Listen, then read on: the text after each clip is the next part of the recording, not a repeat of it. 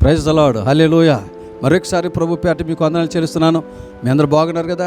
మరొకసారి మిమ్మల్ని, మీ కుటుంబాన్ని దేవుడు దీవించాలని మనస్ఫూర్తిగా దేవుడిని కోరుకుంటున్నాను. దేవుడు మిమ్మల్ని దీవించునుగాక. మంచిది. ఈరోజు దేవుడు మీ కొరకు ప్రార్థన చేసినప్పుడు అంటే చిన్న వాక్యాన్ని దేవుడు బయలుపరిచాడు. ఈరోజు నా వాక్యాన్ని విందాం. దేవుడు ఈరోజు నాకు ప్రేరేపించిన అంశం ఏంటంటే, నేను నీకు వెలుగుగా ఉందును. పరిశుద్ధ గ్రంథం నుంచి మేకా గ్రంథం 7వ అధ్యాయం 8వ వచ్చినటువంటి మాటని మనం ధ్యానం చేసుకుందాం. నా శత్రువా, నా మీద అతిశయింపవద్దు, నేను క్రింద పడి నేను తిరిగి లేతును, నేను అంధకారం ముందు కూర్చున్నను, యెహోవా నాకు వెలుగుగా నుండును. దేవుడికి మహిమ కలుగును గాక. ఈరోజు వాక్యం వింటున్న దేవుని బట్టి దేవుడు చెప్తున్నాడు, నేను వారికి వెలుగుగా ఉంటానని చెప్పు. ఈ రోజున దేవుడు వాక్యం వింటున్న ఆదరణ గడి అనేటువంటి ఈ దైవిక కార్యక్రమం ద్వారా వాక్యం విన్న దేవుని బిడ్డలతో మీ అందరూ దేవుడు చెప్తున్నాడు, నేను మీకు వెలుగుగా ఉంటా. దేవుడు మనకి వెలుగుగా ఉండాలని దేవుడు ఆశ కలిగి ఉన్నాడు.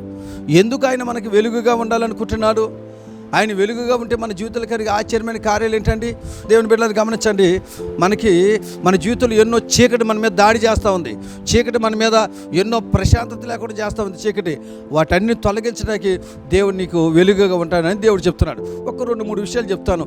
ఎందుకు దేవుడు మనకి వెలుగుగా ఉండాలనుకుంటున్నాడు, ఎవరికి వెలుగుగా ఉంటాడు, ఆయన వెలుగుగా ఉంటే మన జీవితంలో జరిగేటువంటి ఆశ్చర్యమైన కార్యాలతో ఈరోజు మనం తెలుసుకుందాం.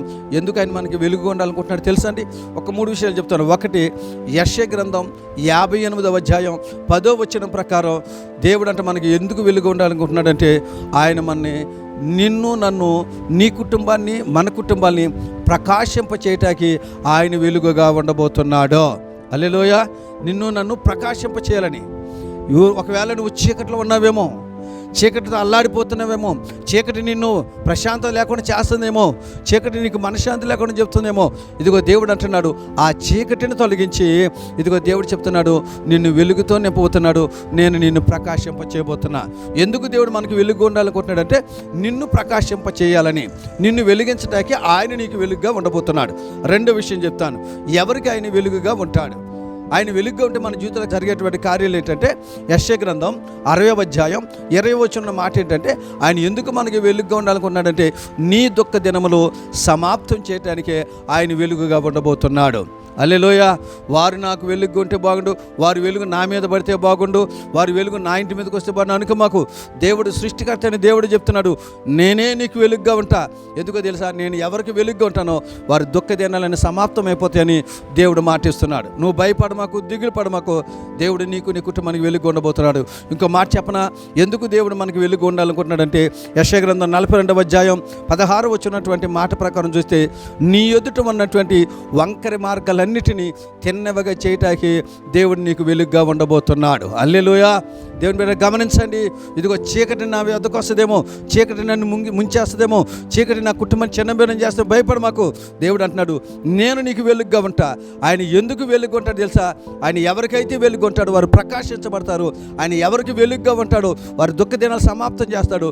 ఆయన ఎవరికి వెలుగుగా ఉంటాడో మీ ఎదుట వంకర మార్గాలు తిన్నని మార్గాలకి చేయబోతున్నాడు.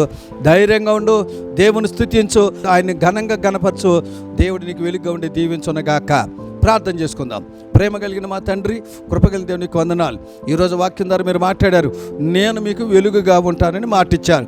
తండ్రి, మీరు వెలుగుగా ఉంటే మా జీవితంలో ఎలాంటి కార్యాలు చేస్తే మీరు మాట్లాడారు కనుక ఈరోజు ప్రతి బిడ్డకి, ఈ వాక్యం ఉన్న ప్రతి బిడ్డకి, వారి కుటుంబం, వాళ్ళ ఆరోగ్యాలకి మీరు వెలుగుగా ఉండి దుఃఖ దినములు సమాప్తం చేసి ప్రకాశింప చేసి వారి ఎదుట ఉన్న వంకర త్రోవలన్నీ నాయన చక్కగా చేసి నీ నామానికి మాత్రం మహిమ తెచ్చుకోమని యేసు నామములో అడిగి పొంది ఉన్నాము తండ్రి. ఆమేన్. మరొకసారి ప్రభుపేట మీకు వందనాలు చేస్తున్నాను. మీరు ఎవరికైనా ప్రార్థన అవసరం ఉంటే ఈ స్క్రీన్ మీద కనపడుతున్న నెంబర్లు ఫోన్ చేయండి. మీ కొరకు నిత్యం మేము ప్రార్థన చేస్తాం. దేవుడు మిమ్మల్ని దీవించునుగాక. ఆమేన్.